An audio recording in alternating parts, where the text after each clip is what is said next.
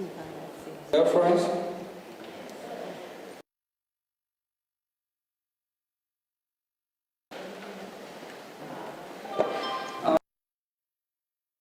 All right, the hour is here, and we all know the reason why we are here today. We are here for our freedom because it's our right. And congressional briefing. And we have our special guest here. We Biafrans are familiar with who he is.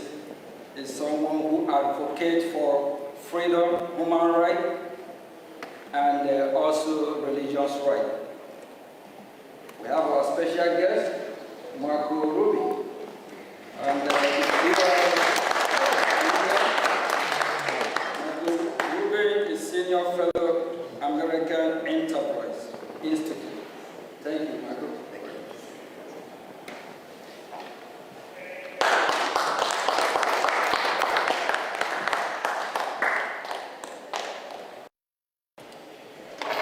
Thank you very much, Mr. Acting Prime Minister.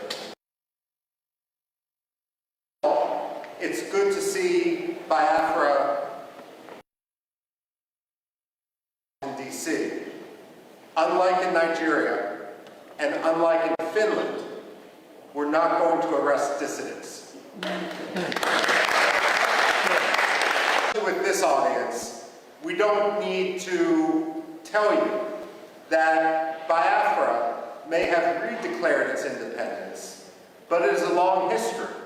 And if we count the maps that European merchants, geographers, and other travelers made dating back to the 17th century, then Biafra is actually older than the United States of America. We're not talking about a so-called secession. We're talking about decolonization. And when we look at Africa today, we must recognize that the problem of colonialism is no longer based in London and in Paris. It's based in places like Abuja and Lagos. The fact of the matter is, and for that matter, Yaoundé as well, the fact of the matter is that we are witnessing a second wave of decolonization in Africa right now. Biafra, Amazonia, Somaliland are at the front line of a struggle for freedom, religious freedom, as well as simply personal, economic freedom, political freedom. The fact of the matter is, though, when we talk about that front line of colonialism, Biafra,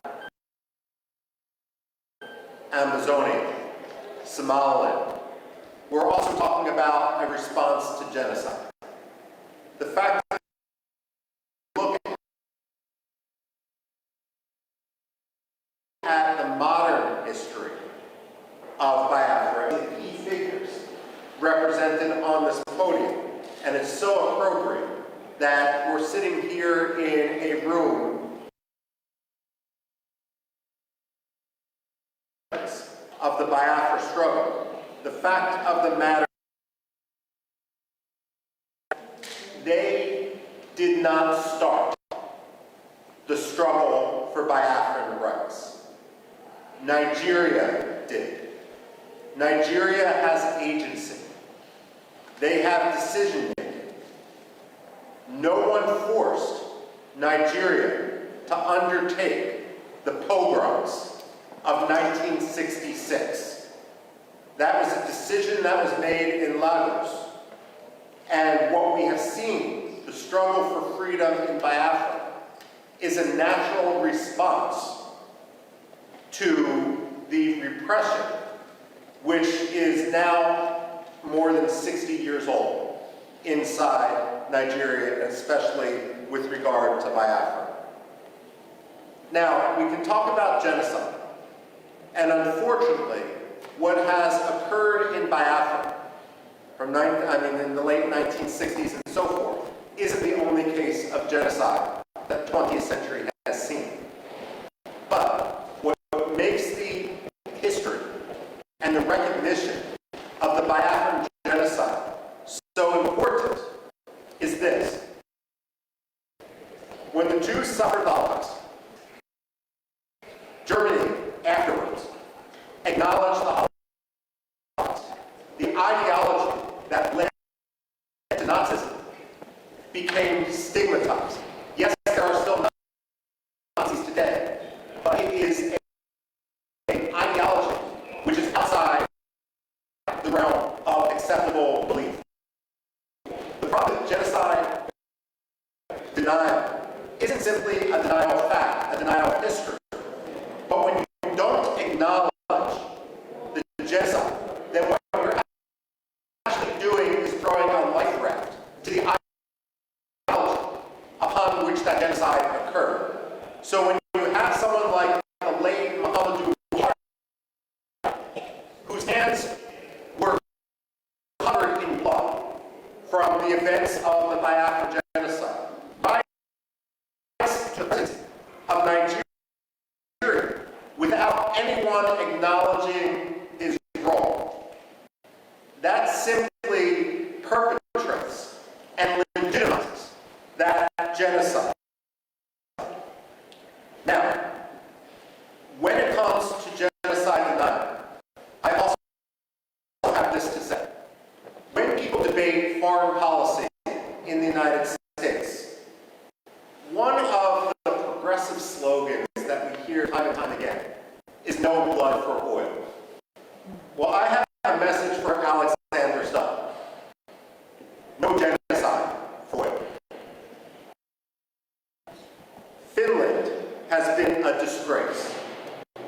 Stubb has out to Turkey at the expense of the Kurds, at the expense of other dissidents, for the sake of getting Turkey to lift its de facto veto for Finland's NATO membership.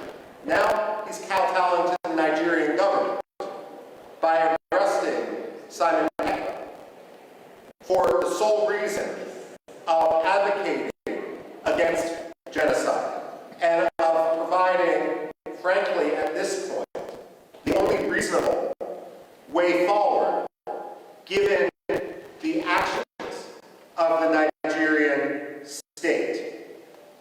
Now, we can't engage in wishful thinking, and unfortunately that has been the problem in the United States. I would argue that Europe is more engaged in a cynicism, where they simply want Nigeria's oil, and let's be frank, it's not Nigeria's oil. It's Biafra's oil, the Delta region and so forth. The fact of the matter is they feel it's easier to have a relationship with a dictator, and they're going to look the other way. Never let the Europeans pretend that they stand as a representative of human rights when they act in such a cynical, racist, and way that is so contrary to life, liberty, justice, freedom, political rights.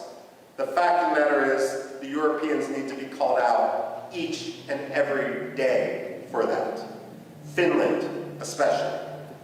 Now, I was so far as saying Finland doesn't deserve the plaudits that so many people, Amnesty International, Human Rights Watch, tend to ascribe to Scandinavian powers. I would today argue that through its actions behind the scenes, by laundering the Nigerian government, by allowing, by cynically using this mantle which it had developed over decades as a protector of human rights, that Finland has become one of the most cynical promoters of human rights abuses, on par with Russia, with China. The difference is Russia and China are much more open about what they're doing. Now, when it comes to the United States, however, the United States is, we have two problems here. The first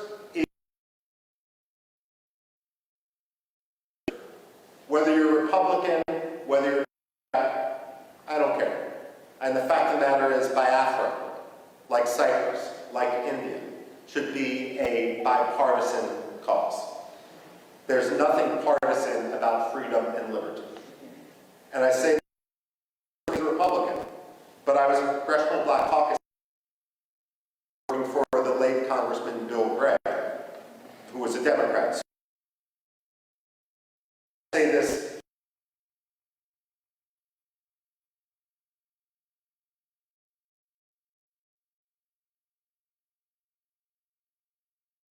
not just as wishful thinking, but someone who truly believes in the American society in general, and that's our general ignorance. Coming in after years of democratic power or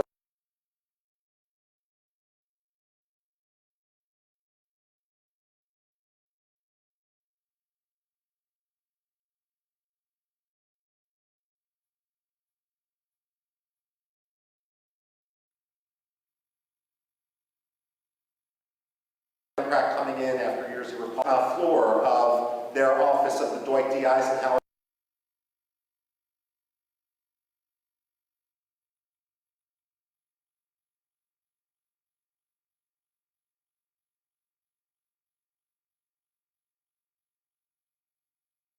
building in Foggy Bottom for repeated efforts during cynicism. And if I may, Nigerian religious animosity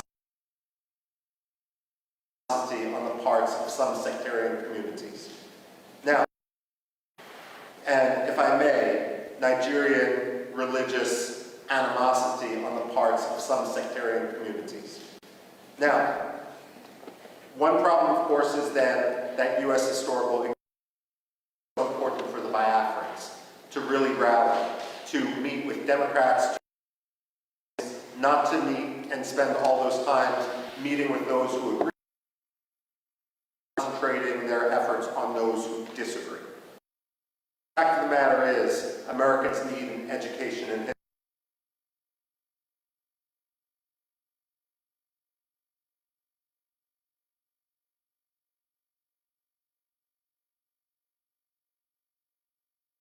Because the price of America, there's some good political appointees, there's some bad political appointees, and the same thing is true with the professional foreign service.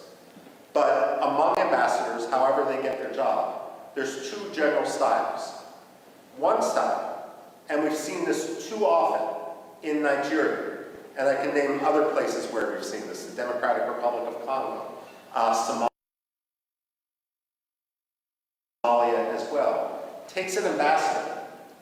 And that ambassador believes that the best way to represent American interests is to ingratiate themselves to a dictator, to have zero tension with that dictator, and that oftentimes means amplifying that dictator's propaganda, his rhetoric, to his face. Well, the State Department should realize and should recognize that dictators have no shortage of sycophants. It shouldn't be the job of American ambassadors to join sycophants. George Shultz, the Reagan-era Secretary of State, was famous when a new ambassador was appointed. He would bring them up to his office, which was an elegant room, not unlike this which we're standing in the U.S. Congress. And he had a big globe next to his desk. And he would always ask the ambassador appointee, point to your country on the globe. And if they pointed to Nigeria, or they pointed to France, or they pointed to Burma, or they pointed to Pakistan, God help them, he would point to the United States and say, this is your country. You never forget it. When we send ambassadors abroad, their job should be to speak truth to power. It shouldn't be to kowtow to a dictator. And if that means calling out Nigeria for its abuses in Biafra, for its abuses of religious freedom, so be it. It may mean you're not going to get invited as the ambassador to this reception or that state dinner. Well, that's the price of being an ambassador and being truthful. Your job isn't to make a dictator feel good. It's to promote American interests as a U.S. ambassador. And one of the top American interests is religious freedom. the reason why religious freedom should be such a top priority is it really is the canary in the coal mine. It really is the metric by which to see whether a dictator's rhetoric and actions meet.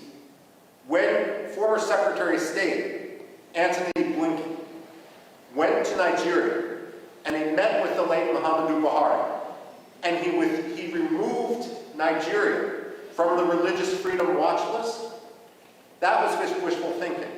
It didn't make Nigeria a better place. It didn't stop the killings in Biafra.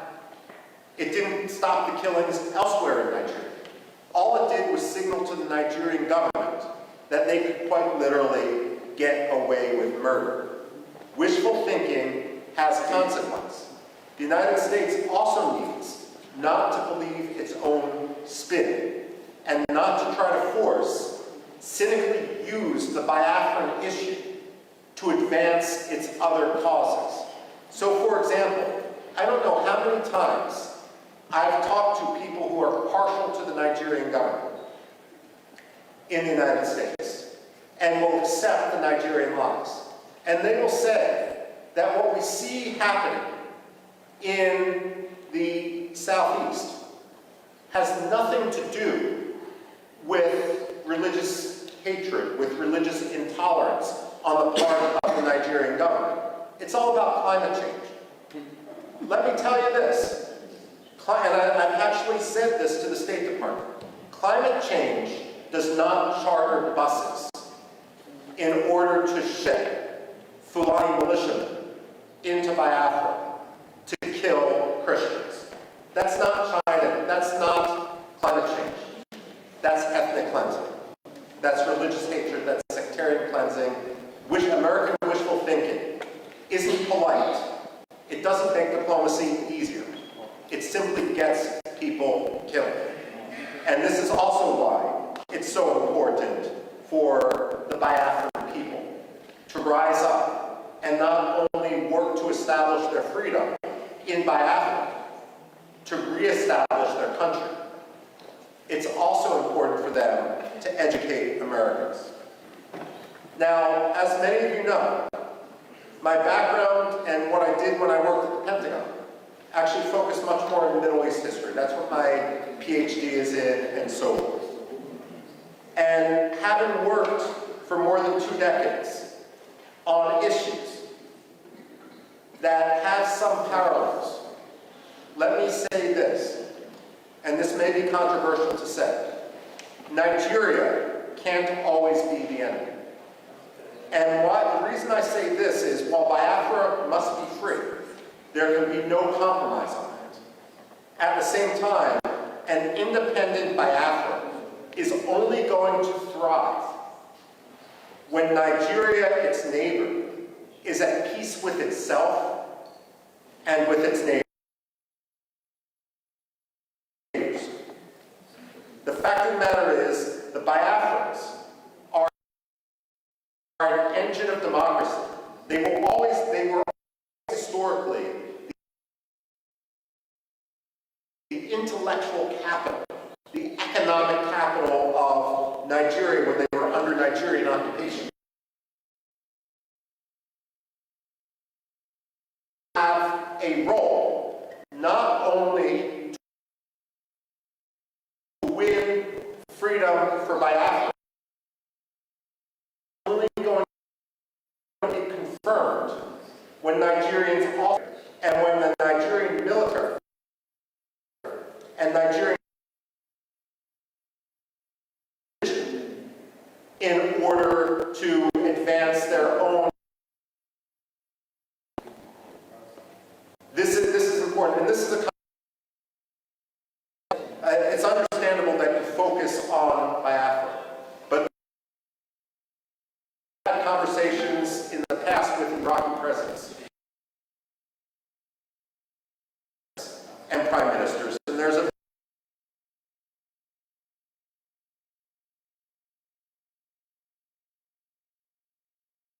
recognition, despite the century-long struggle of the Kurds, the so-called ruin for their neighbor next door. I've had this conversation with the Cypriots and the Greeks, vis-a-vis Turkey as well. Turkey is a problem today, and Turkey is a problem which is going to work with Nigeria. What the Greeks and the Cypriots will tell you is, while today Turkey acts, once Turkey fundamentally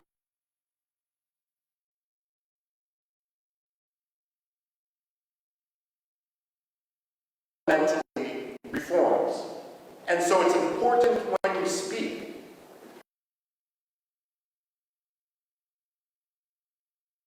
to promote the freedom for Biafra. Biafra is going to be a model, not only for Nigeria can get its act together.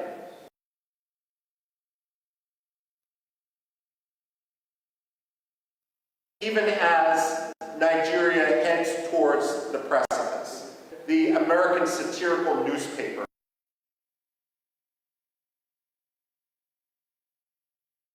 in that satirical newspaper,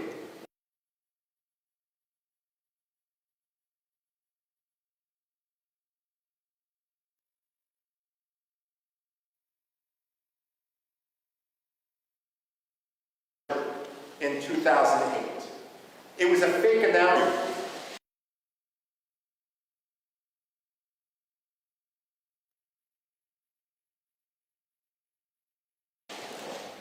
The U.S. position, the fact of the matter is,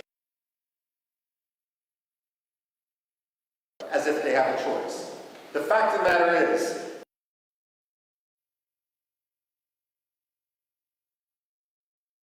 it's occupied Biafra and for independent Biafra.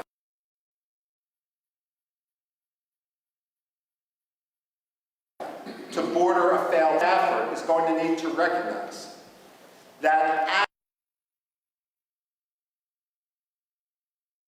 it's a failing state. It's a building. It's the fact of the matter that every military leader inside Nigeria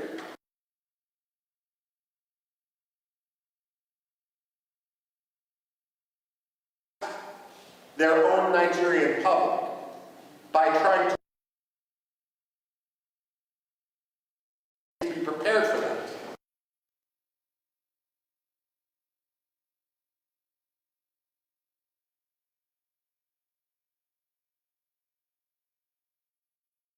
And you recognize this because this is your history ultimately.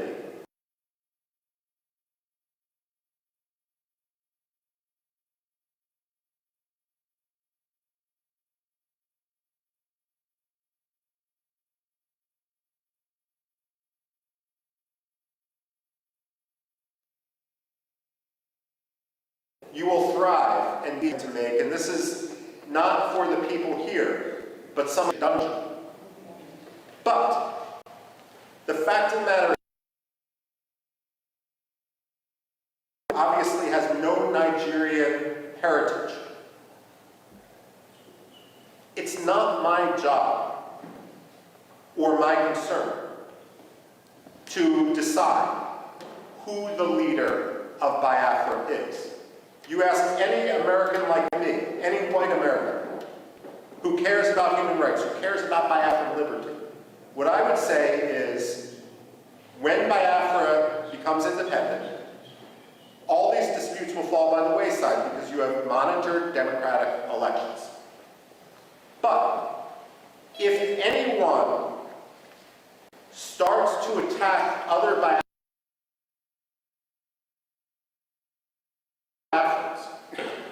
in the presence of European politicians, American politicians, United Nations, is giving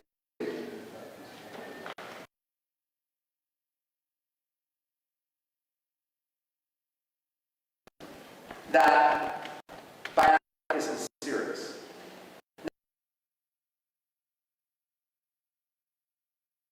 Now, let me give you one example.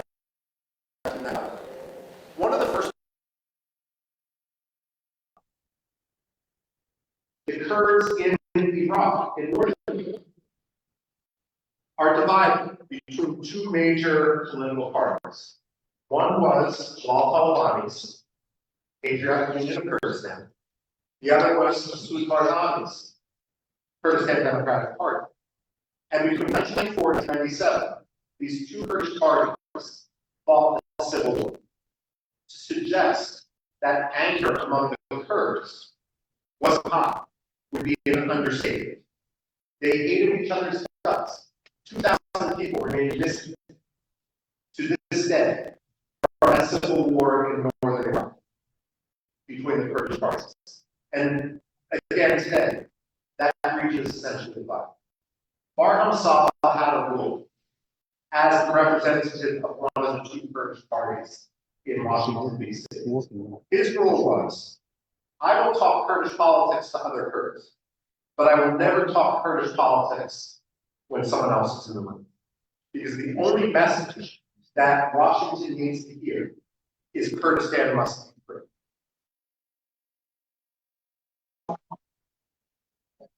Is that Biafra must be.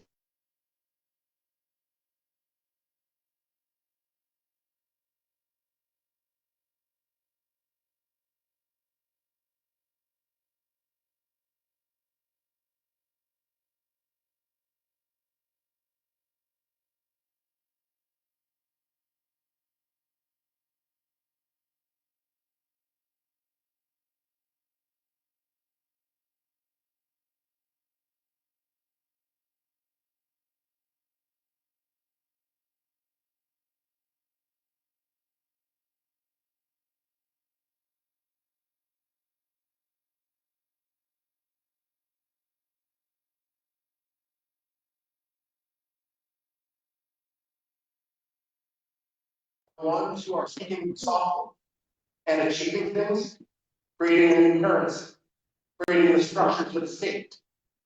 Ultimately, every serious congressman, like Chris Smith, like Mark, one of the most important staffers on Capitol Hill, they are going to recognize you for what you are. Because only amateurs talk about their rivals. Those who are legitimate, those who are serious, those who are here today are the people who advance their cause. And make no mistake, momentum is on your side.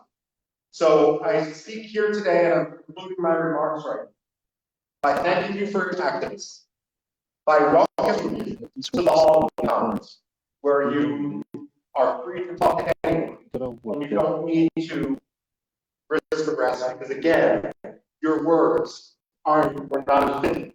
We don't have to talk about the Helsinki standard. The fact of the matter is, I hope to be here when the United Nations General Assembly recognizes Biafra as the 55th or 56th African state. And I have absolutely no doubt.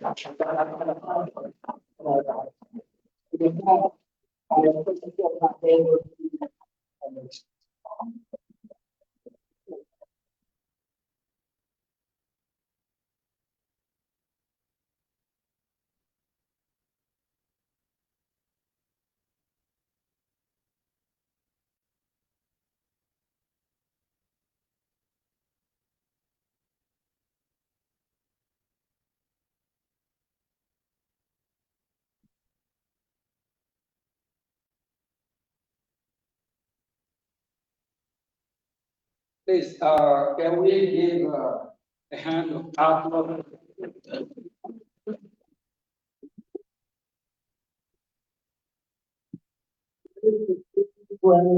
Of humanity, not just Biafra.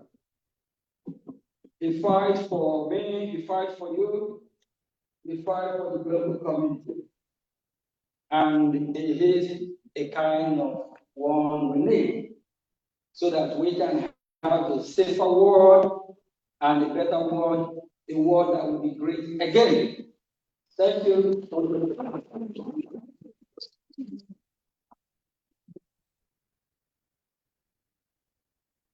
My name is Oge Tukunke,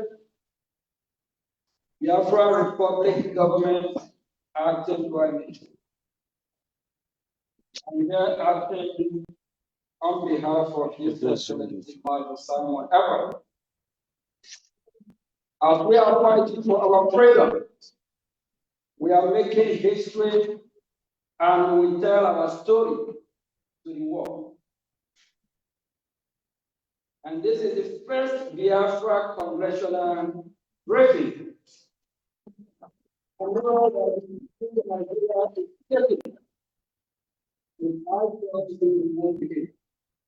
Nigerian government, they protest to stop this hearing. They protest.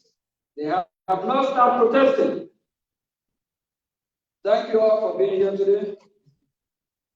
It is an honor to speak today during this historical congressional briefing on Biafra, the first in modern times. Hearing. They protest. They have not started protesting. Thank you all for being here today. Thank you. It is an honor to speak today during this historical congressional briefing on Biafra, the first in modern times. I want to thank Michael Rubin, which we are just giving him hand of applause now before, of the American Enterprise Institute for his unwavering support and friendship to the Biafran people. Today, I will provide a broad overview of Biafra issue for all those watching. Nigeria is oil-rich country. When we say Nigeria, it's Biafran oil. Marco just on his speech, he made it clear. It's Biafran oil and a continent power in Africa. It is a multi-ethnic, multi-language, and multi-religious country with a population of about over 200 million people. There are three major ethnic groups: the Igbo, the Yoruba, and the Hausa Fulani, and 250 other smaller ethnic groups. The Hausa Fulani are predominantly Muslim and live in the northern Sahara of part of Nigeria. The Yoruba who live in the southwest are split almost even between Muslim and Christian. The Igbos, along with related tribes whom we refer to as Biafras, the interface of this submission, inhabit the southeast part of Nigeria, which is Biafra, and we are no longer Nigeria. We don't identify ourselves as Nigeria. We are Biafra.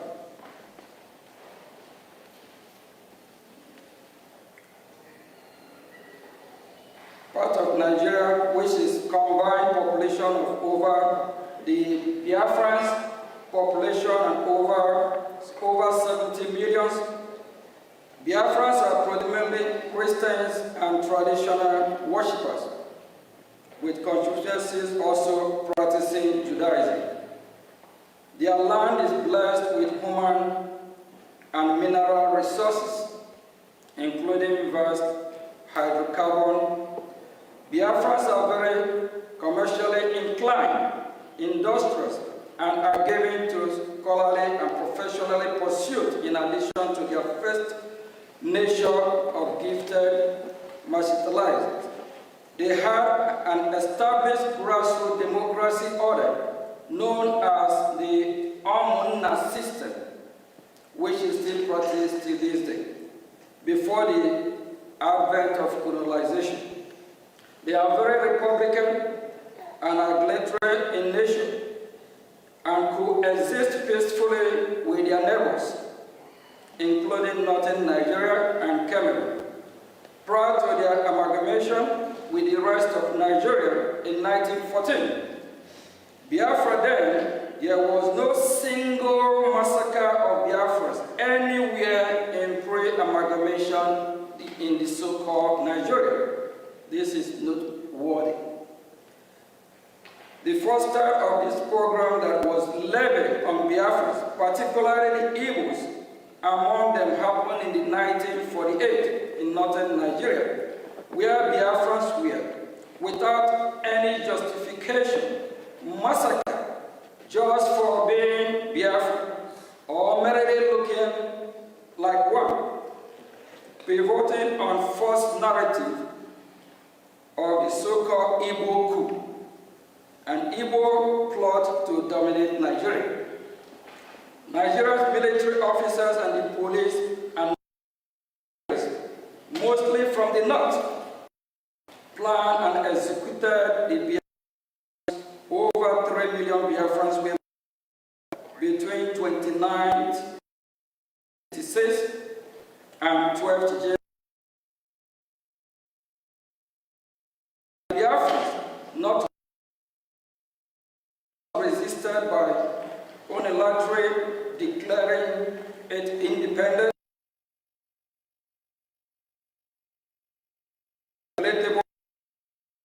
and more horrendous.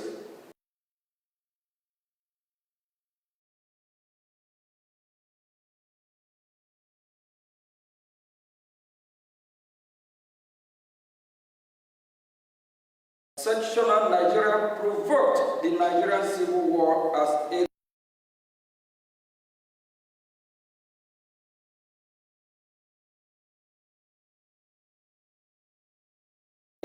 for the aid in northern Nigeria. The difference is of Biafra.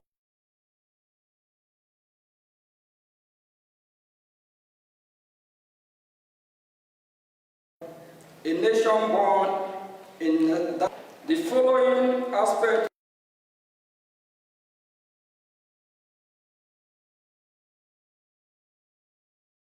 from recent the war that follows in instructive and its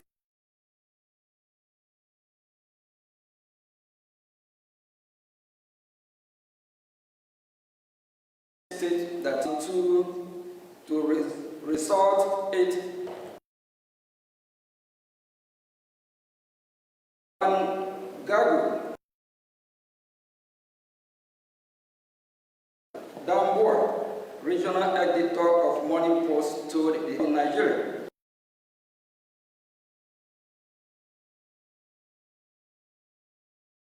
It is a fight between the North. Carnage was such that had the Roman Nigeria entire military leadership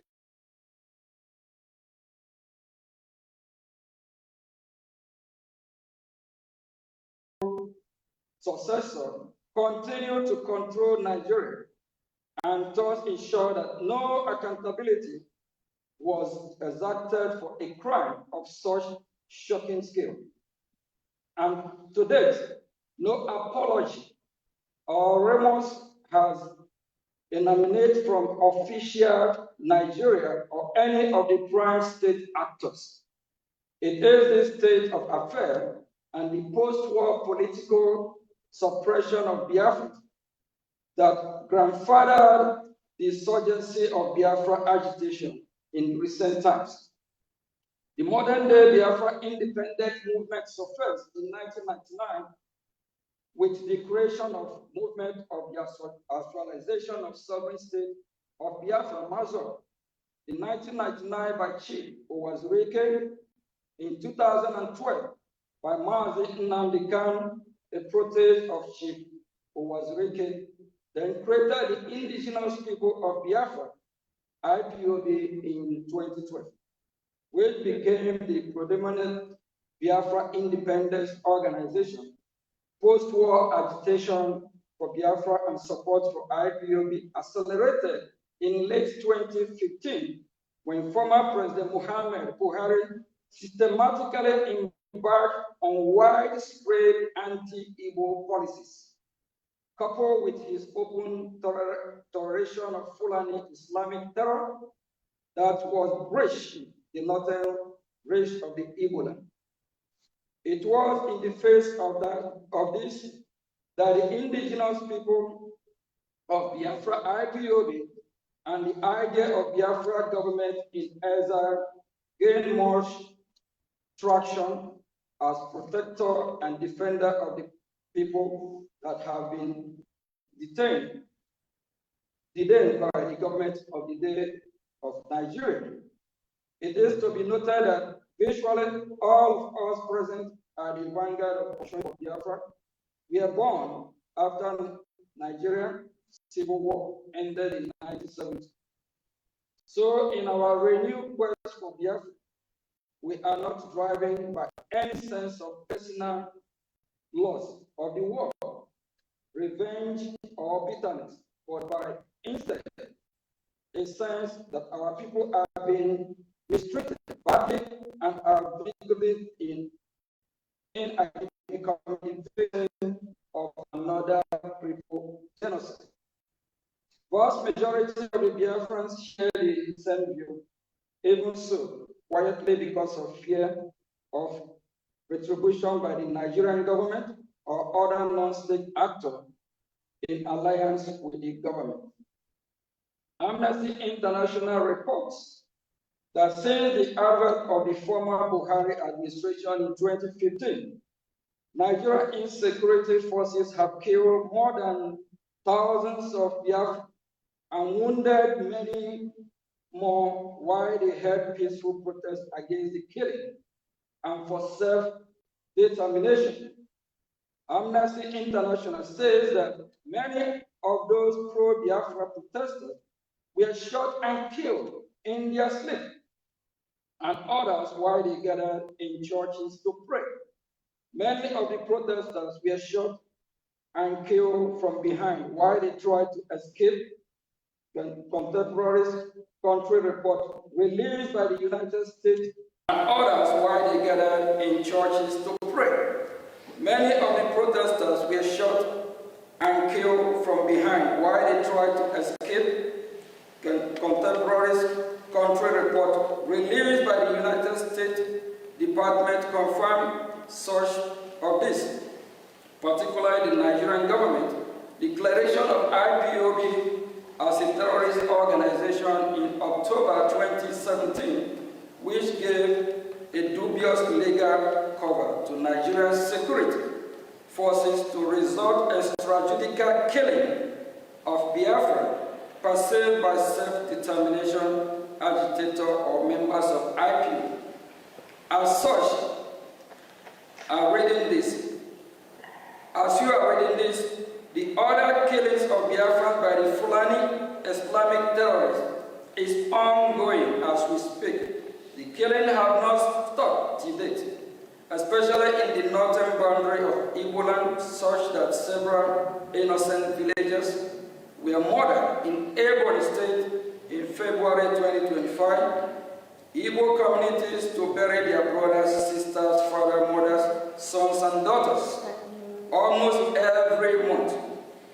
And after times, the violence is maliciously and falsely attributed to unknown government or faceless Biafran separatists.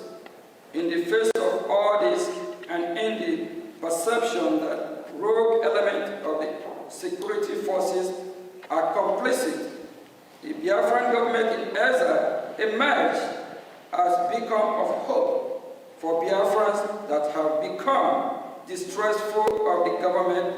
It bears mentioning that when the agitation for Biafra accelerated in late 2015, the response of Nigerian government was disappointingly non-pragmatic.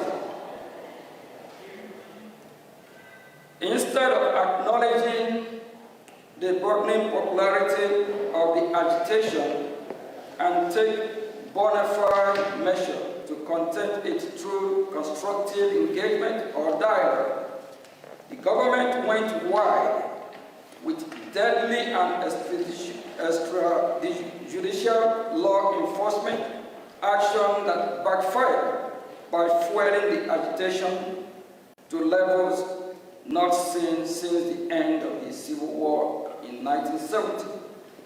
This misguided law enforcement action turned a dangerous corner and boom rage when the government went rogue by extraordinary rendition of our leader, Mazi Nnamdi Kanu, the Biafran leader from Kenya, in late June 2021. No doubt this is an avoidable overreaction that has composed Nigeria's legal system, triggered the international legal order against Nigeria, and better that have rocked Southeast Nigeria, which is Biafra, to this day. In between, Fulani Islamic terrorists have capitalized on the situation.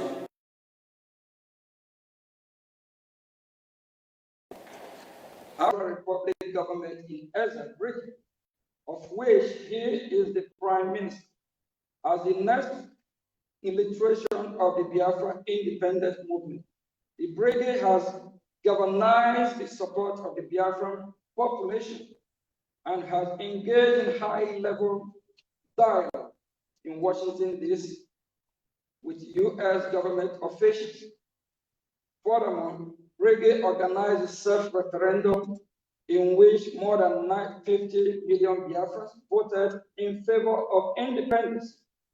Brigade held an independence convention in Lahti, Finland, which started November 29 to December 2, 2024, in which Brigade declared the independence of Biafra on December 2, 2024. December 2, 2024, Biafra was redeclared. The government of Nigeria, according to Mr. Ekpa, has orchestrated 5 assassination attempts against his life. After allegedly failing to assassinate Mr. Ekpa, the government of Nigeria successfully pressured the government of Finland to arrest Mr. Ekpa in November 2024 on political motivated charges. The government of Finland then issued an indictment against Mr. Ekpa, as well as subsequent conviction, which demonstrates the political nature of the persecution at the instigation of government of Nigeria. The indictment by Finland, issued in May of 2025, alleged that Mr. Ekpa participated and supported a terrorist organization, even though pro-Biafra organizations are not designated as terrorist group in Finland or anywhere in the European Union. In fact, the only country in the world where pro-Biafra organization, in fact, the only country in the world where pro-Biafra organization we are designated is in Nigeria.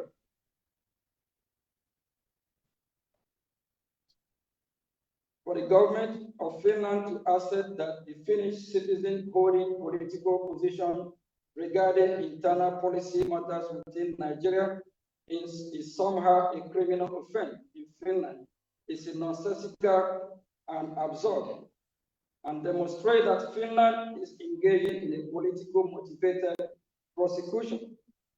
Nigeria conduct toward both Mazi Nnamdi Kanu and Simon Ekpa demonstrate transnational repression.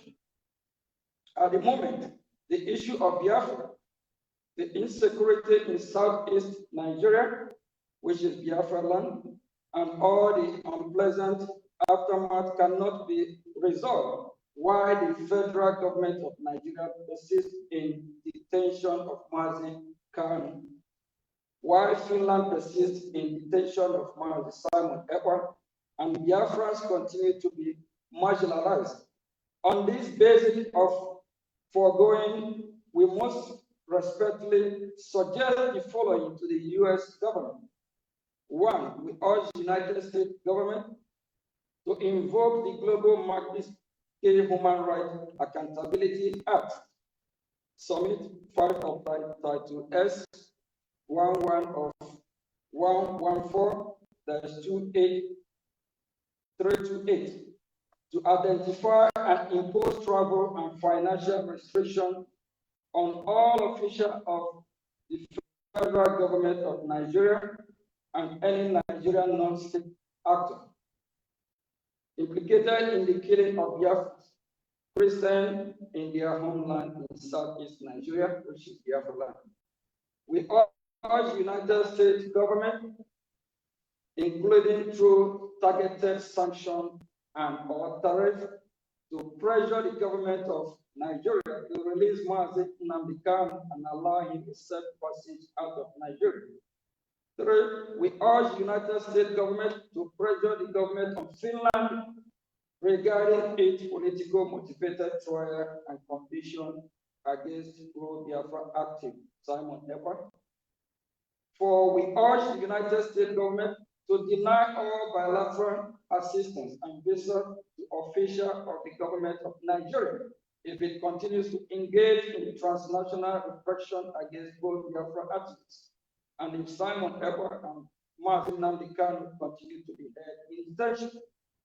Consequently, Biafra troop brigade are ready to engage with the international community, include the United States of America government, especially in seeking to establish a newly independent Biafran state.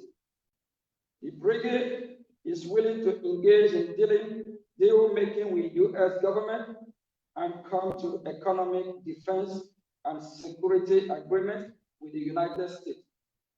Biafrans represented by brigade are willing to negotiate with the U.S. in reciprocity and in anticipation for specific demand, interest, and expectation of the U.S. recent event in Sub-Saharan Africa have created a compelling need for United States of America to get involved in the Gulf of Guinea. There is no better opportunity than that presented by the Biafra.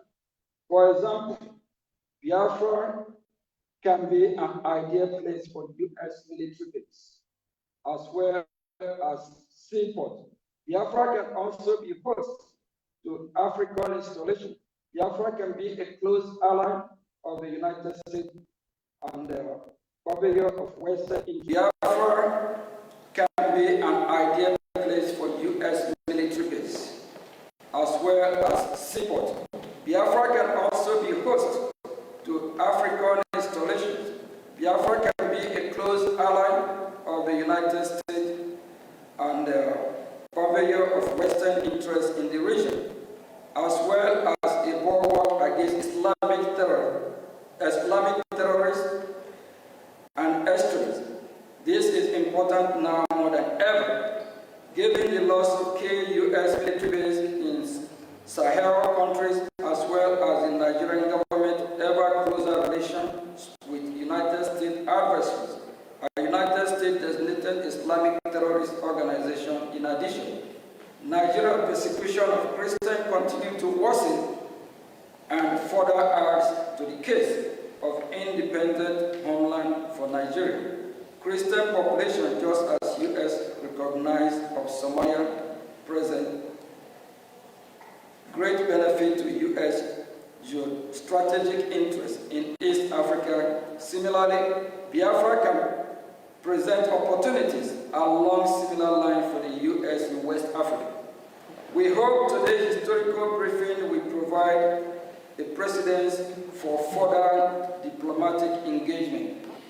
And before I say thank you, we believe that we have sent our message, and we are damn serious for our freedom. We'll continue fighting. Our freedom is our right. No one else can do it better for us than us. And we are sending a message to the world, especially the United States of America. We appreciate the opportunity and the privilege they have given us to voice out so that they can do what is right. We believe they are listening. We believe very soon we'll be having more diplomatic engagement with the United States of America, the leader of the free world. Thank you.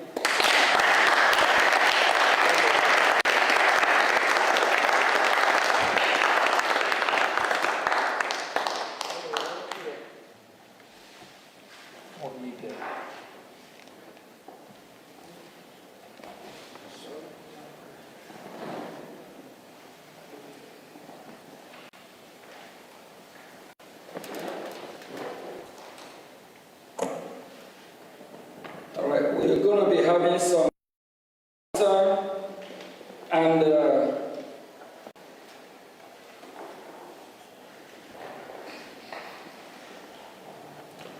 we have some witnesses that will be asking questions about the current situation, what is happening in Biafra land, if it is suitable for them, if it is that what they want, do they deserve to live better than what is happening here today? We are glad to be here, and this is the beginning of our hearing in Washington, D.C. We believe that the U.S. government, they are watching, they are listening, they are following, even if the members of the Congress, the ones that are not here, they are watching, so they know what we are doing and what is going on. I will call on Mazia Bobi. Yeah.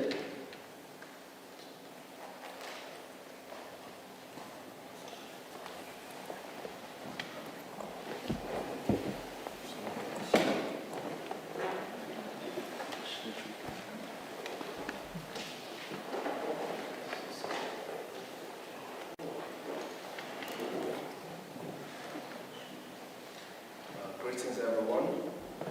Greetings, Biafrans who are here present. First of all, I want to appreciate everyone for being here. It's not easy. It is only a man who seeks for freedom that goes knocking on all doors. Because every locked door is against each and every one of us is a locked door against millions of Biafrans. Especially millions of Biafrans, yourself, myself, who are witnesses, and over 50 million people who gave the Brigi government their vote for a self-referendum conducted in Finland. It conducted back home and ratified in Finland by over 517 Biafrans. So I appreciate each and every one of you who are here.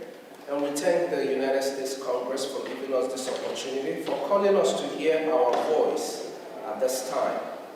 It is of utmost importance that the Biafran people in general speak up now to stop the killing, to help the world, to help those who cannot speak for themselves, and the entirety of the people who live in the geographical location known as Nigeria, to regain their freedom. The freedom that we seek today is not just for the Biafran people, but for over 230 million people who exist in a place where they are all in a cave. Most of the people who exist there do not know themselves no more, cannot, for some reason, stand up and defend themselves. Of course, we know fear is part of terrorism. With me here are fellow Biafrans who are witnesses to the ongoing genocide in my land, Biafra. The ongoing genocide is a continuation of 1967 to 70, as we all have heard the acting Prime Minister of Brady speak to us who are Biafrans and to the rest of the world who are listening. So I would like to ask my brothers and my sisters a few questions so that in their own words they can explain to the rest of the world, those who are watching, and to the congressmen and women who have given us this opportunity, who I'm sure would hear everything that we are saying here today, either today or tomorrow or in the nearest future. And whatever we say here will help them make decisions quick and act fast to save lives of Biafra, to save lives of women, children, and even unborn. Because in our case, we lose children in the mother's wombs due to Nigerian terrorism. Now, first of all, I would like to call on my sister, who is a witness, Love Akobondo. I would like to ask you, Love Akobondo, how would you describe the persecution and marginalization of Biafrans from your own personal observation and experience? What are the root causes of this genocide?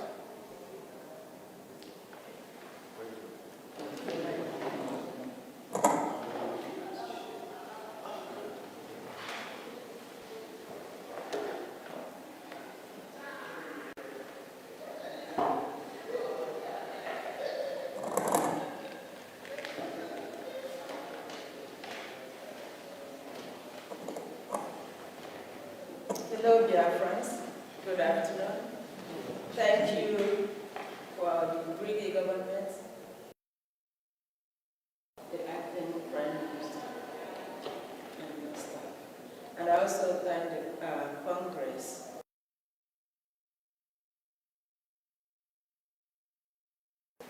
I'm going to say what I received as information from those who witnessed those incidents from so-called organization. From the time those people showed up in the shores of Biafra, the bite of Biafra, there hasn't been peace. Each time they bring up a situation that is not acceptable to our people, the Biafrans, we object it because we already had democracy before they showed up. We were living in organized society in every ramification before they showed up. So when they showed up and want to alter who we are, change us to benefit them in every ramification before they showed up. So when they showed up and want to alter who we are, change us to benefit them, we said no. Instead of dialoguing with us, they come up. This had been going on through the administrations after the fall of our kingdom. Our people regrouped, defending themselves, defending their land, defending their culture, defending who they are as a people. They were met with killing. They don't understand dialogue. From there, it moved to the time of taxation that was totally unacceptable, and our great-grandmothers came up to protest, simple protest. They did not kill anybody, they did not destroy anything, they were just protesting because one of the useless people, it is not today we begin to have a flavors in our society. A man called, and I'm going to call him by name, and I wish his generation will get to hear it so they can be ashamed of their grandfather. Chief Okuk from Oloko was the warrant chief who delivered that message of taxation. And after they had finished taxing our fathers, they came up with our mothers. And our mothers said no.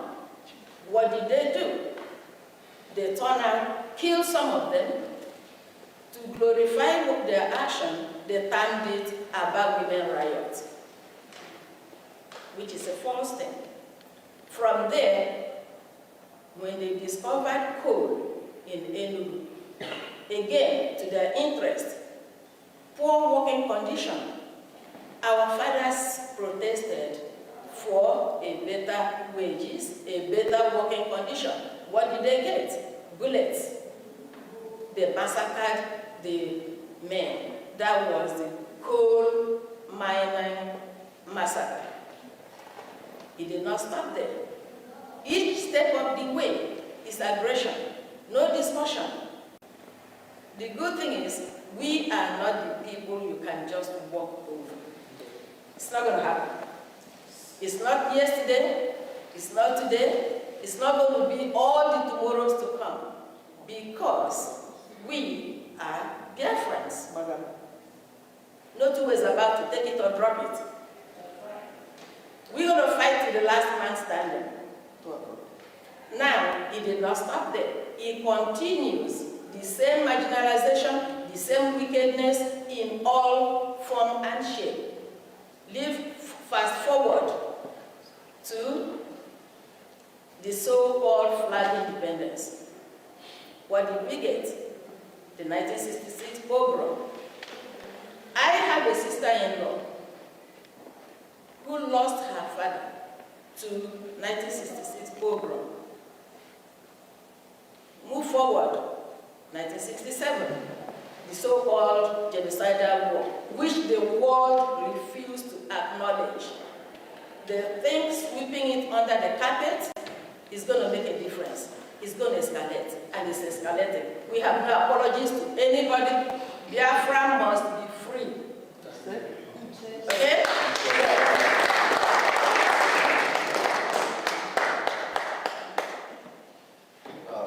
Thank you so much, my sister Love. You heard it all. Now, I will ask another question to another sister of mine, Ms. Nonye Chima, sorry. We know how the United States government categorizes certain countries as state sponsors of terror. How do you rank Nigeria given their killing of Biafrans? And should the U.S. government designate Nigeria as a state sponsor of terror?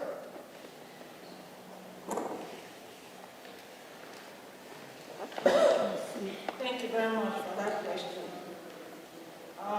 First of all, I just wanted to thank Honorables Jim Moran and Elias Terasulis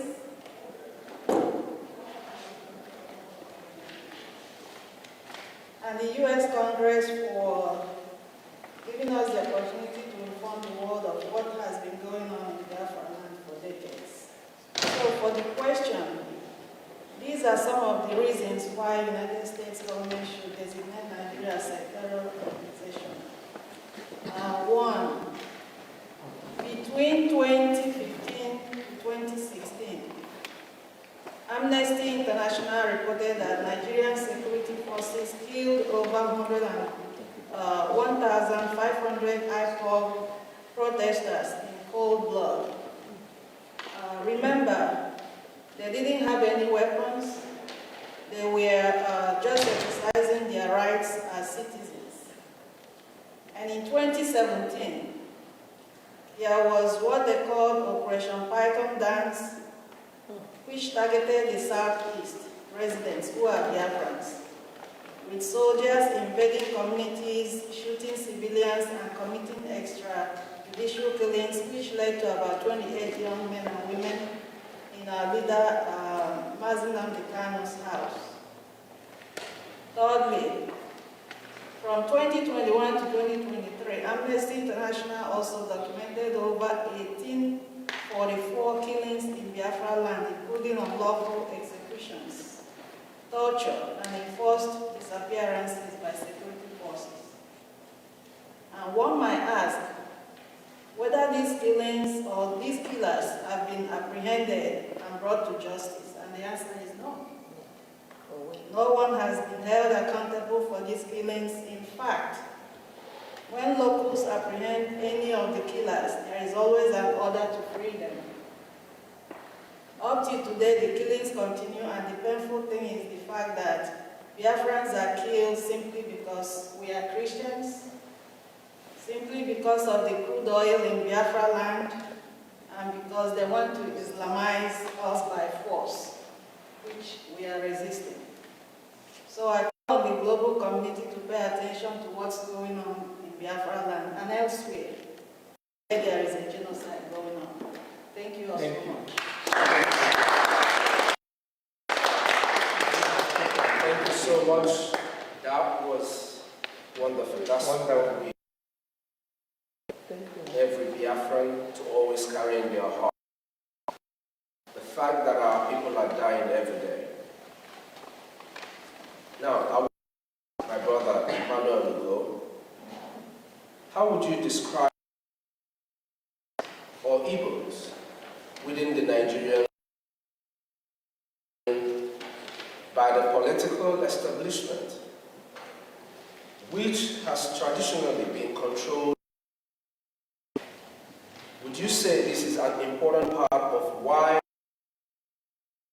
the Biafran independence movement?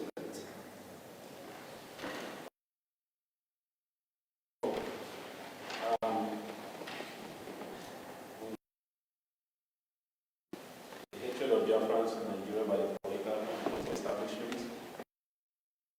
Some of us came into this war, and we see this hatred every day. We have this economic jihad that's going on. Our businesses are being bought in Lagos, in the north.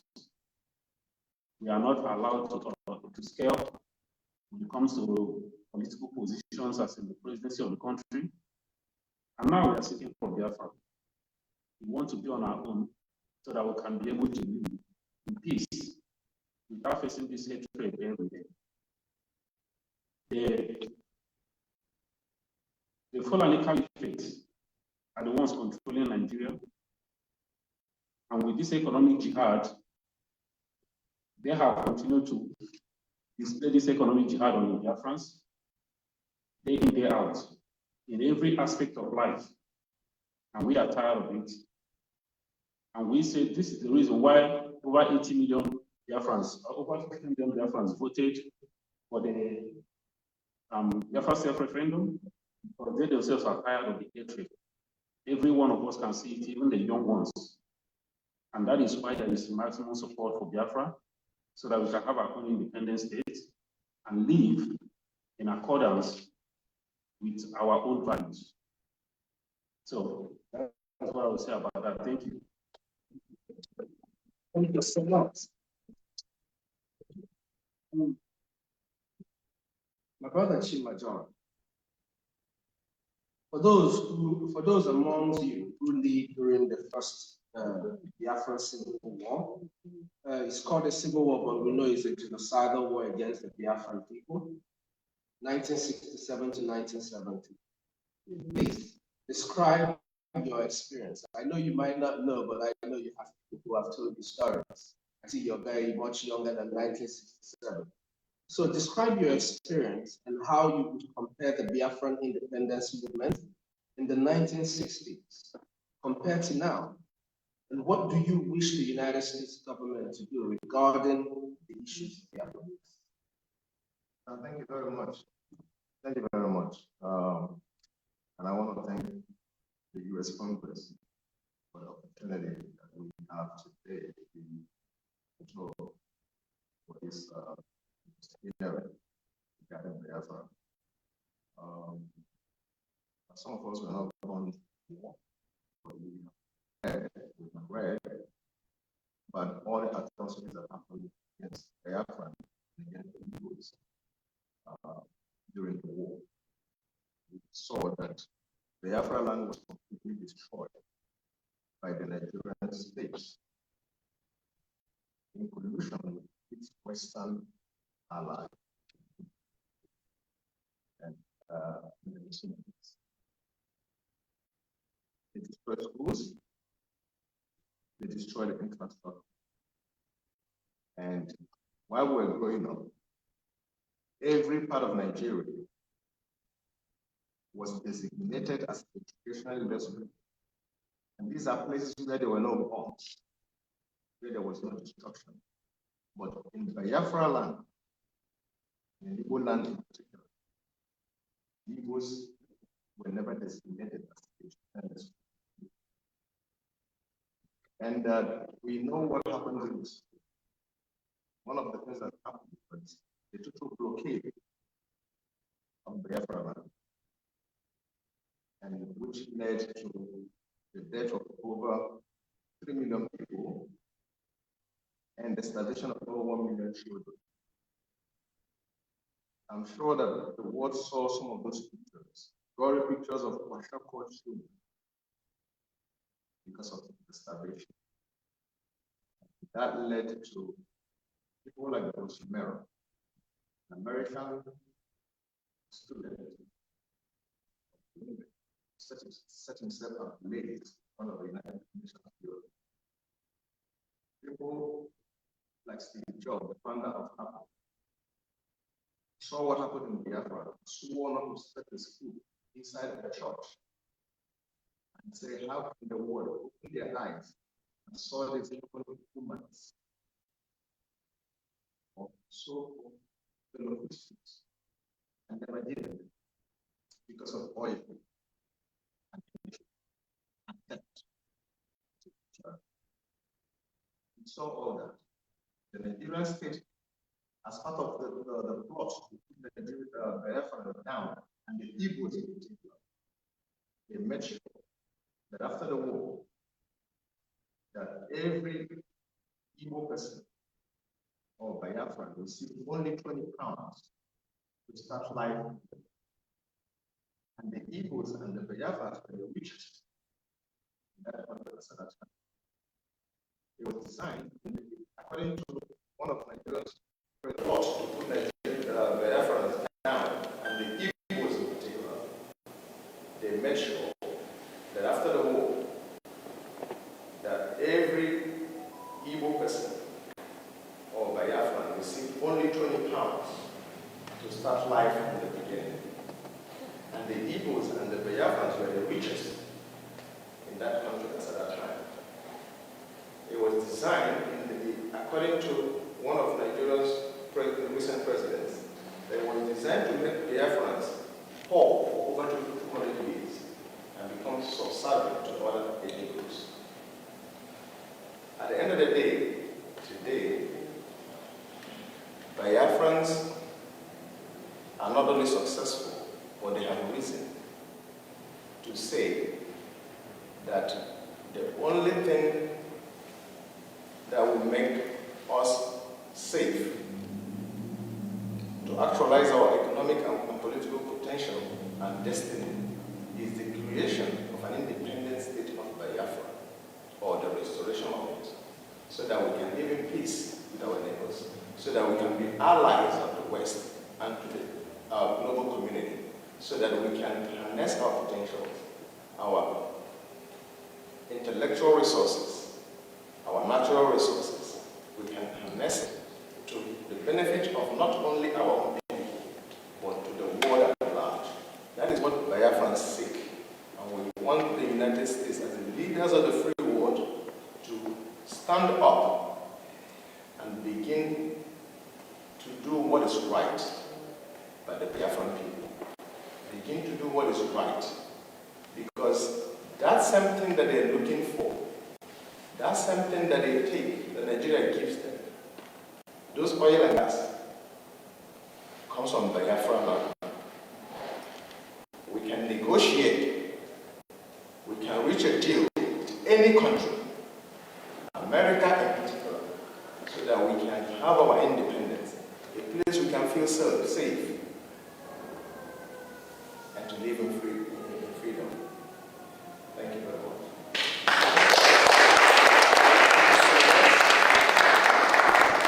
Just so you know, my mother served in the Red Cross during the war. My father was only a soldier during that war. So, just like himself, and like many of us here, have so many stories of what happened and why we need to be free. It's not just because of the resources, but for our children to be able to see tomorrow. Now, I want to call on my brother, our brother, Mazikelo Israel. Mazikelo Israel, please, as we are in the Capitol Hill building, speaking to the United States Congress and to everyone who cares to listen to the Biafran people, I would like to ask, what would you recommend, or what would be your recommendation to the United States government to hold Nigeria accountable and to assist Biafra? Thank you. Thank you very much, Honorable. First of all, let me thank our great friends, Elias Grasolas, and of course, Honorable Dr. Michael Rubin, who spoke earlier on, and Ogen Kere, who has been leading this struggle since our leaders have been incarcerated. I'm talking about Simon Ekpa and Nnamdi Kanu. And I want to thank the U.S. Congress for allowing us this opportunity to come here. Again, they are demonstrating that they are the leader of the free world, as against other nations where they don't want to talk about this. As our Honorable Michael Rubin UN has said, here you are free to talk and nobody will arrest you. And so we are here requesting that US government to come and stop the killings that is going on in Nigeria. We are talking about the genocide that happened 1966 to 1970. Right now, that happened mainly in the southeast. Right now, the entire Nigerian state is a kill zone.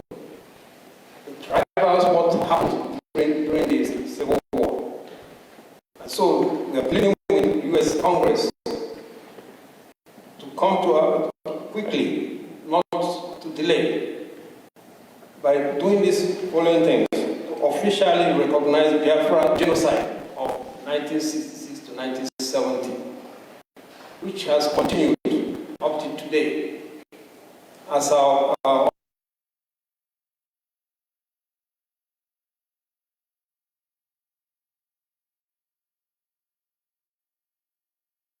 US government to condemn immediately. That is because that will save like condemn immediately the abuses that is going on there, which is quite obvious. It's not hidden. You have terrorists that have been recognized, given a peace deal, while those that are speaking the truth to save the country from the killings that is going on are being incarcerated, like Mazen and Kanu and Simon Edo. Just yesterday, they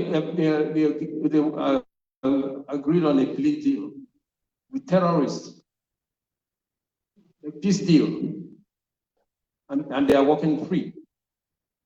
We are asking the US government to invoke the Global Magnitsky Act, identify all those criminals. The Canadian government have declared the political organizations in Nigeria as terrorist organizations. We're asking the US government to go further, identify the individuals themselves, and invoke them and put heavy sanctions on them. That is what we yesterday they agreed on a plea deal with terrorists, a peace deal, and they are walking free. We are asking the US government to invoke the Global Magnitsky Act, identify all those criminals. The Canadian government have declared the political organizations in Nigeria as terrorist organizations. We're asking the US government to go further, identify the individuals themselves, and invoke them and put heavy sanctions on them. That is what we are asking. To further what the Canadian government has already done. We are asking the US government to demand with immediate effect to the release of Nnamdi Kanu, a man that has been even acquitted in some of the courts in that Federal Republic of Nigeria. Several courts have discharged him and acquitted him, and in fact requested that the government compensate him. Outside UN have already also requested that he be released immediately. Kenyan government has come out openly to say that he was extraordinarily rendition. He was kidnapped from Kenya. That he should be released, and on no basis should he be tried for anything because of the illegality that they practice on him and abuses. Yet, Nnamdi Kanu is still in prison. Even recently, he asked for him to be allowed to visit the hospital, to go for a hospital treatment, and they rejected it. They rejected that he would not go to the hospital. So we are asking the US Congress to act immediately. We need urgent help. We also ask the US Congress to pressure Finland Finland to release Simon Eber. He was doing nothing other than he was worried seeing the decimation of his people. Okay? But that's the only thing we are asking, to pressure Finland government to release Simon Eber. Finally, we ask the US Congress to recognize the referendum that was conducted. 50 million Biafrans voted. If that is not acceptable, then how to help us organize a UN acceptable referendum for Biafrans, and to show that demonstrate that Biafrans are really in need to be freed. And the freedom we're asking for Biafrans is not going to for Biafrans, because it will also free the ordinary people of that country called Nigeria from all the killings that are going on, which is only going to escalate as the 2027 elections continues. These are what we are requesting. Thank you very much.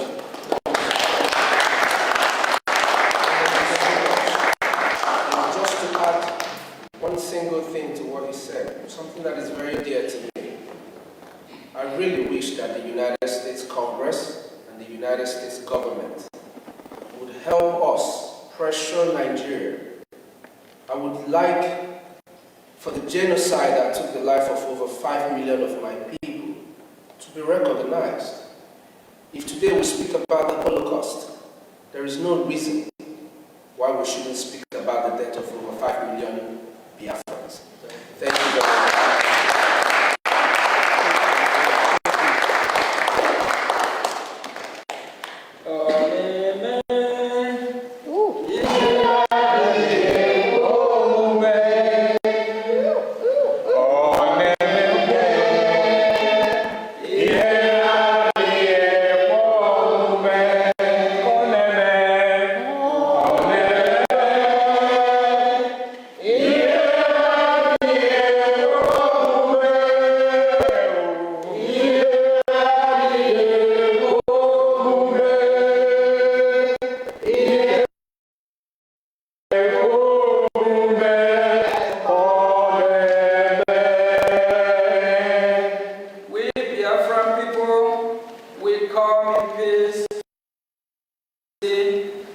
to ask the United States to recognize us. And we appreciate the opportunity given to us. We ever appreciate it. And it is just the beginning. Yes. This is just the beginning. The enemy of Biafran, they try everything they can. Here. We call Nigeria, we call them Zoo. If they have succeeded, you and I will not going to be here today. And the United States of America, they recognize our cry for our freedom. They recognize that we need help. That is why they allow us to use this beautiful venue for the hearing of Biafra people. This place is being used by Congress. Whether it's one or two of Congress that is here, is the United States of American Congress. And they are watching, they are following this event. So we appreciate it. Thank you all. This is just the beginning.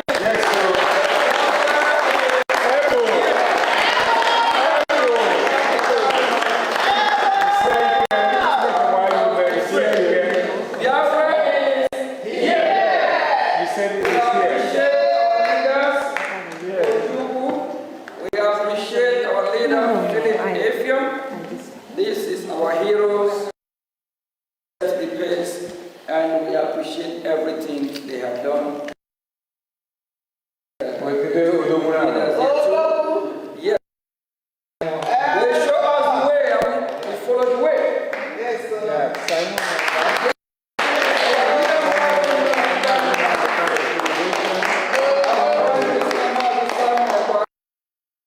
Biafra is here. And we'll come back again, we'll see capital, and we'll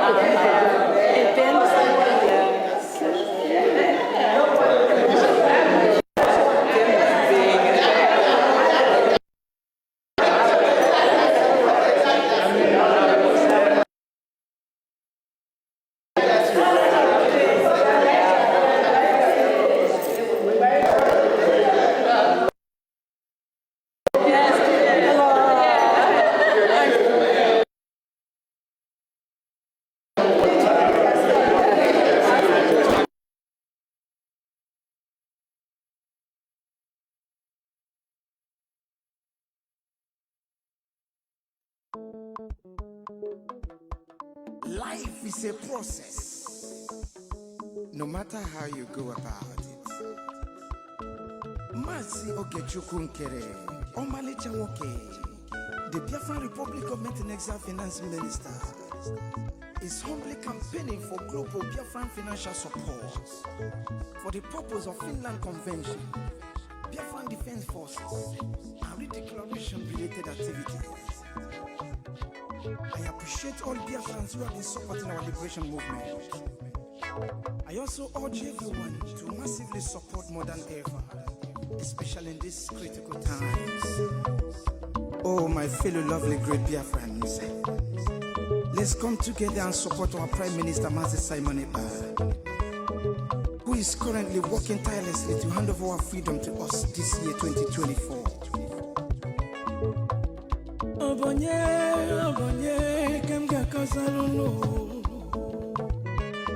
Freedom is coming, yeah, yeah. Yo, yo, yo, yo, yo. Masi Okechukwu Nkere. Salute every Biafran, especially. Yeah, yeah. Okechukwu kama. Okechukwu kaina yo no no no no no. Okechukwu kama. Onyamana gidi gidi bakulo wunu. Okechukwu kama. Welu didi chukwu kasebele. Okechukwu kama. Okechukwu kama. Si Okechukwu Nkere nekelunu. Okechukwu kama. Okechukwu kaina yo no no. Okechukwu kama. Okechukwu kaina yo na nyasi. Okechukwu kama. There is no magic to progress and success in life.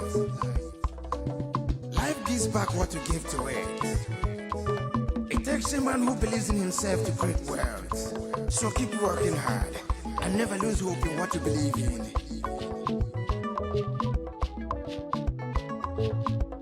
Ayakata. Life is not easy. Sigh. Make it take and judge. I want to use this special opportunity to recognize great Dim Odumegwu. I can't also forget General Philip Effiong. Okama Daloso. Come check that one man on the ground. Umoma Kubigwe. Anyina Fuakolu. Airborne. De facto government in homeland. A special recognition to every Biafran who have been supporting from day one. May Elohim continue to flourish you in your different endeavors. He says, Mazinam de Gano, Ohamadike, one of Biafra, Egadi. The Prime Minister, Obatobie, Okechukwu Nkere Simukelekio, Wokoma, Okechukwu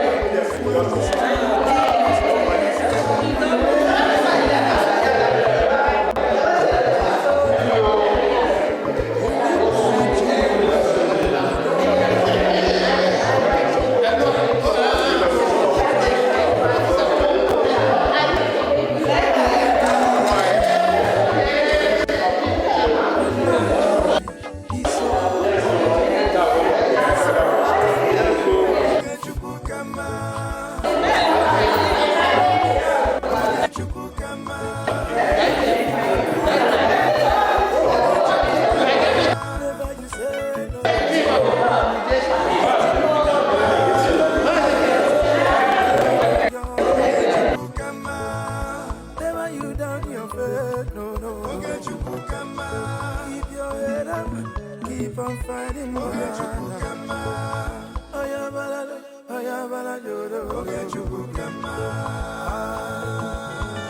A big shout out to Mazi Ogechukwu Nkere.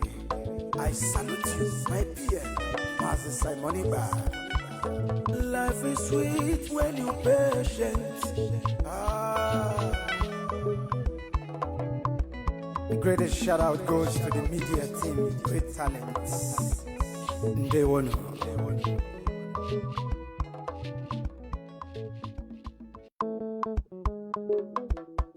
Life is a process, no matter how you go about it. Mazi Ogechukwu Nkere, Omalicha Nwoke, the Biafran Republic Government and Exile Finance Minister, is humbly campaigning for global Biafran financial support for the purpose of Finland Convention, Biafran Defense Forces, and redeclaration-related activities. I appreciate all Biafrans who have been supporting our liberation movement. I also urge everyone to massively support Modern Era, especially in these critical times. Oh, my fellow lovely great Biafrans, let's come together and support our Prime Minister, Mazi Simon Bar, who is currently working tirelessly to hand over our freedom to us this year, 2024.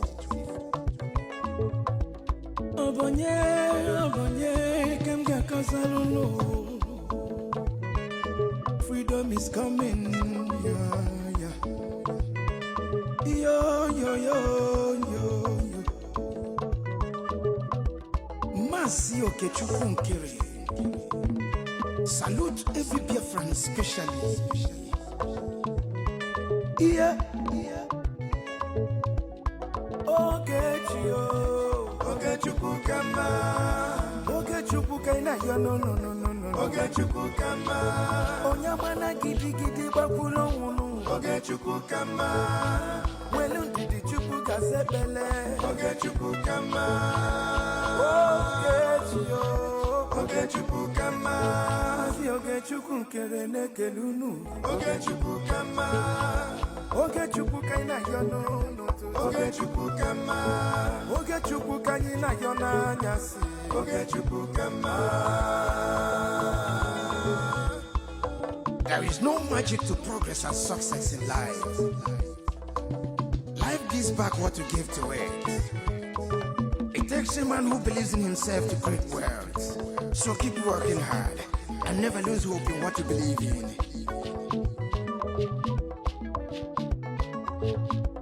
Ayakata. Life is not easy. Sigh. Make it take and judge. I want to use this special opportunity to recognize great Dim Odumegwu. I can't also forget General Philip Effiong. Okama Daloso. Can't you take one woman on the ground? Woman, could be way. Anyina Fuakolunu. Airborne. De facto government in homeland. A special recognition to every Biafran who have been supporting from day one. May Elohim continue to flourish in your different endeavors. He says, Mazinandikano, Ohamadike, one of Biafra. Egadi. The Prime Minister, Obatobie, Ogechukwu Nkere Simukelekio, Wokoma, Ogechukwu kama, Ogechukwu kaina yo no. Ogechukwu kama, Onyamana gidi bakulo wunu. Ogechukwu kama, Welu didi chukwu kasebele. Ogechukwu kama, Ogechukwu kama, Mama biko yobo lisa. Ogechukwu kama, Ogechukwu kaina yo no. Oge chukwu kama, oge chukwu kanyi na yona nyasi. Oge chukwu kama.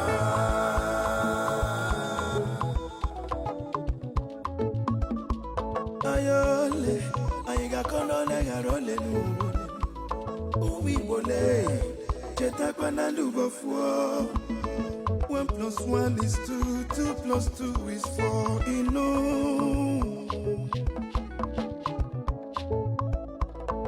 Onye puru chi uzo akwa no no. Joy. Don't give up when it's so close. It's so close. Oge chukwu kama.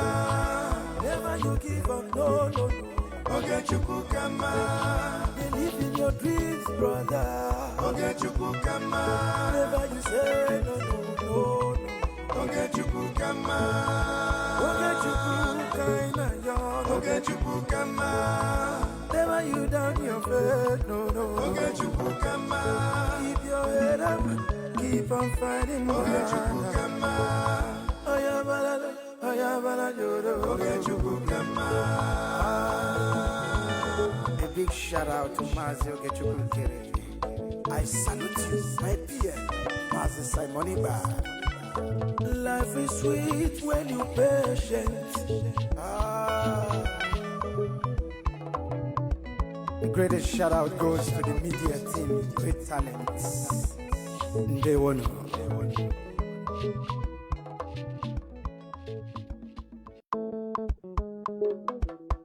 Life is a process, no matter how you go about it. Mazi Ogechukwu Nkere, Omalicha Nwoke, the Biafran Republic Government and Exile Finance Minister, is humbly campaigning for global Biafran financial support for the purpose of Finland Convention, Biafran Defense Forces, and redeclaration-related activities. I appreciate all Biafrans who have been supporting our liberation movement. I also urge everyone to massively support more than ever, especially in these critical times. Oh, my fellow lovely great Biafrans, let's come together and support our Prime Minister, Mazi Simon Eba, who is currently working tirelessly to hand over our freedom to us this year, 2024.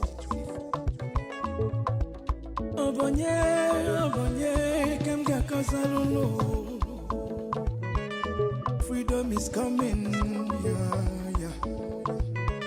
Yo.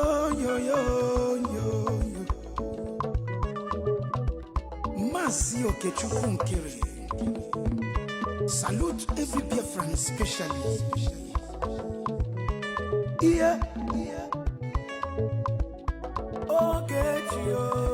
Ogechukwu kama. Ogechukwu kaina yo no. Ogechukwu kama. Onyamana gidi bakulo wunu. Ogechukwu kama. Welu didi chukwu kasebele.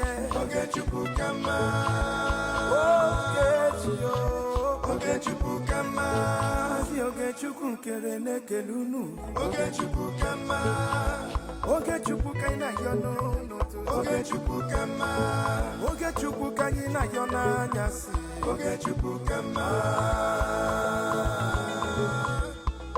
There is no magic to progress and success in life.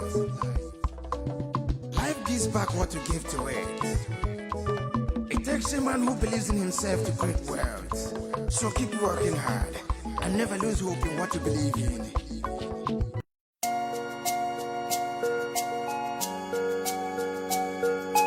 Biafra is only asked for.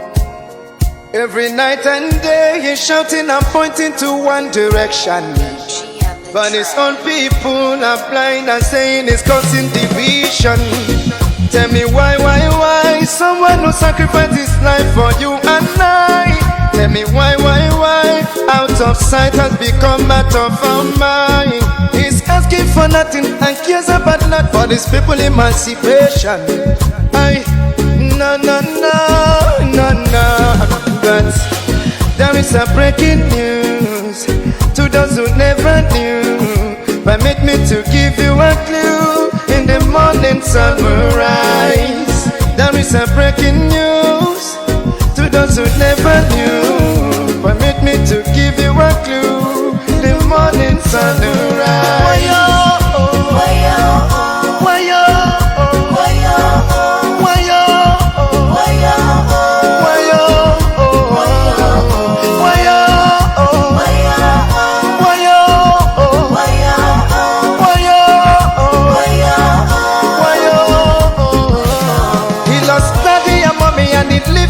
He doesn't care about nothing and abandon his family. Yeah, yeah, oh. Take your time and think what he's going through. He doesn't want to give up but to protect you. Even when they throw him African juju. Oh no, yeah, yeah. Oh, bring up the cannon now. Let me hear you sing. Bring up the cannon now. The cannon now. Yeah, yeah, the cannon now. Why yo? Why yo? Why yo? Why yo? Why yo? Why yo? You hate him because of envy. We love him, he's one and only. We follow him because he's ready to die for the freedom of his people. Whatever he said is a prophecy. Take it on, you live it, let you believe. He's so fanatical and ever ready to die for the freedom of his people. There is a breaking news to those who never knew. Permit me to give you a clue. In the morning sun will rise. There is a breaking news to those who never knew. Permit me to give you a clue. The morning sun will rise. Bring up the cannon now. Bring up the cannon now. Bring up the cannon now. Bring up the cannon now. Bring up the cannon now. Bring up the cannon now.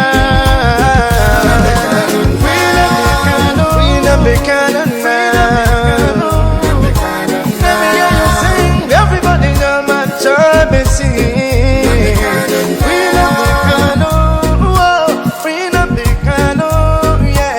Bring up the cannon, whoa. Yeah.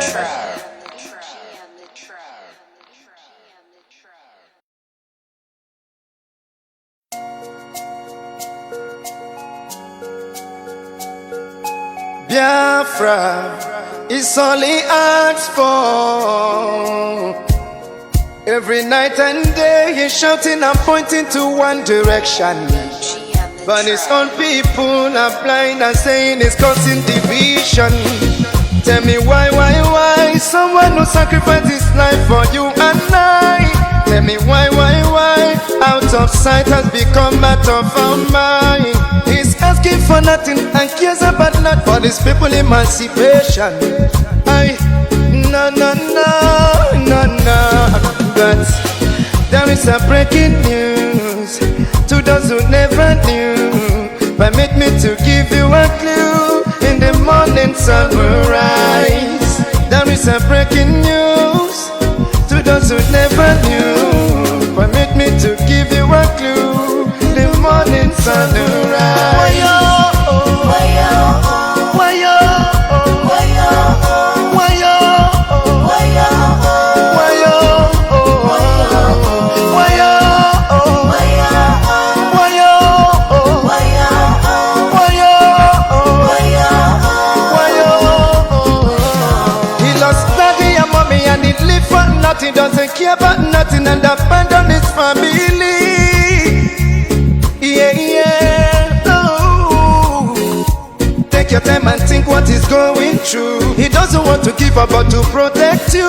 Even when they throw him African juju. Oh no, yeah, yeah, oh. Bring up the cannon now. Let me hear you sing. Bring up the cannon now.